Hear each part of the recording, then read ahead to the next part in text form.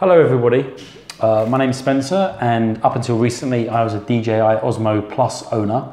I've been looking for a different solution because I do a lot of property tours, and the camera on the DJI Osmo Plus that I had, although fairly wide angle, is only down to 18mm, and I wasn't really getting enough of a wide angle capability with that device.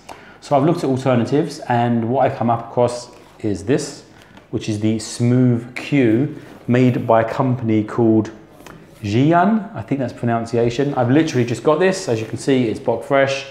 I'm going to open it up and let you know what my first impressions are.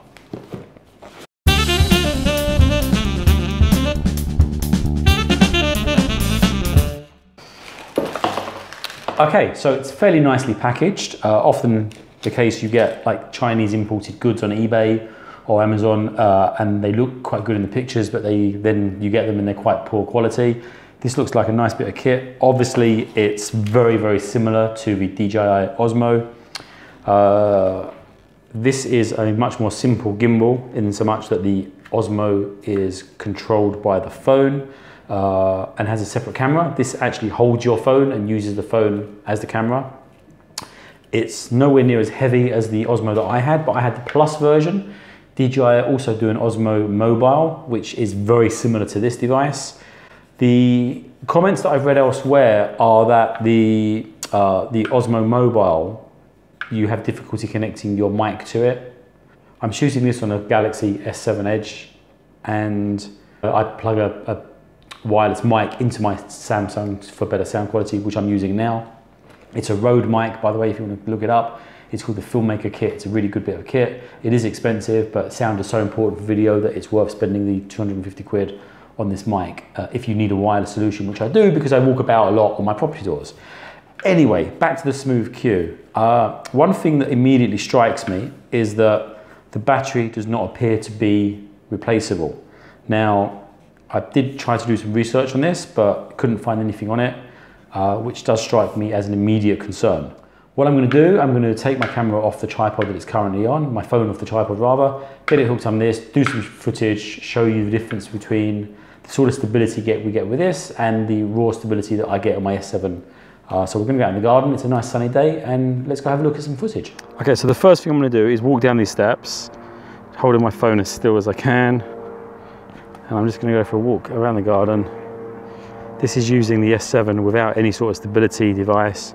Step over there, hold it up a bit, and then I'm going to just step off of this. Let's do the same thing back. So step up there, and this is all using the S7 Edge without the stability of the Smooth Q device. Let's walk back up the steps.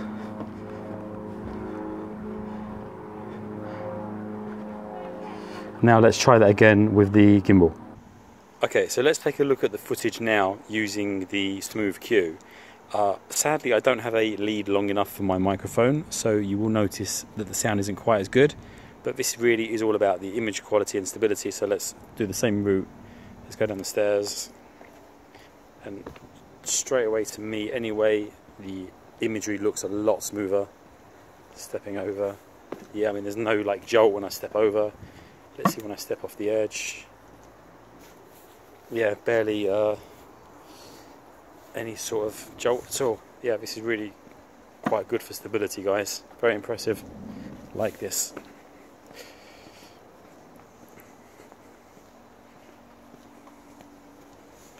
Stairs.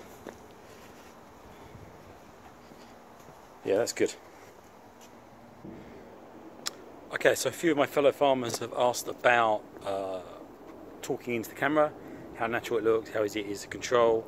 So what I've got my S7 hooked up to the Smooth Q without using the external mic because my lead isn't long enough, and I'm just walking around and give you an example of what it looks like talking into the camera. Going up the stairs. You can see my little bald head bobbing up and down, but you can't really see the camera shake too much. I'm sorry about the light. This is just a demo of a device and no reflection on my usual video skills. But as you can see, you know, holding it up, no real problems. Could I get an extension bar? I could. One of the advantages of this also over the DJI Osmo that I had was it's actually a lot lighter. So using it on an extension, if you wanted to do so, I don't think would cause a problem. But bearing in mind it's the first time I've used it, it's quite easy to get to grips with. And there you go. I mean, fairly decent footage. I'm strolling about quite happily. A nice smooth image. Let's walk up these stairs. And yeah, it works really well. Okay, let's go back inside. So guys, the Smooth Q made by Zhiyun, can I recommend it? I would say wholeheartedly yes. The DJI Osmo Plus that I was using, yes, it's capable of recording in 4K. Yes, it has interchangeable batteries. I'm still not convinced about the battery situation regarding this bad boy. But I would say that given the cost differential, the DJI Osmo Plus currently retails at $650. I'm sure you can probably get it for less on Fleabait or Amazon, probably around about $500 to $550. This was £95 delivered and I got it in 3 days. That means that if I do drop it or break it, and the worst comes to worst and I have to replace it, it's not the end of the world, it's 95 quid. Given the capability of the wide angle lens that I use, for me personally, this works really well because it's a better solution than DJI Osmo. And it also has another neat trick, which is you can attach a battery pack to it. So you know those portable battery chargers that you get for your phone, you can attach that to this and probably use this all day long. Also, you can charge your phone from this. Neither of those two things the DJI Osmo Plus can do. So it gets a thumbs up for me. And that's not because I'm cheap, by the way, because I did use the DJI Osmo Plus, remember? That was the first thing that I bought because I wanted to get the best, but sadly, in this case, the best did not work for me. The mic kit that I was telling you about, this is it, the Rode Filmmaker kit. It's cost me about 250 quid. You get 2 pieces with it, a receiver and a transmitter. It works flawlessly. The sound, as you can hear, is really good. And it's an amazing bit of kit, so I'd also thoroughly recommend that. Thank you for watching. If you have any questions, please feel free to post it on the comments below. If there's any other tech that you would like me to review, then feel free to drop me a line, drop me a comment, and I will try and get one and review it.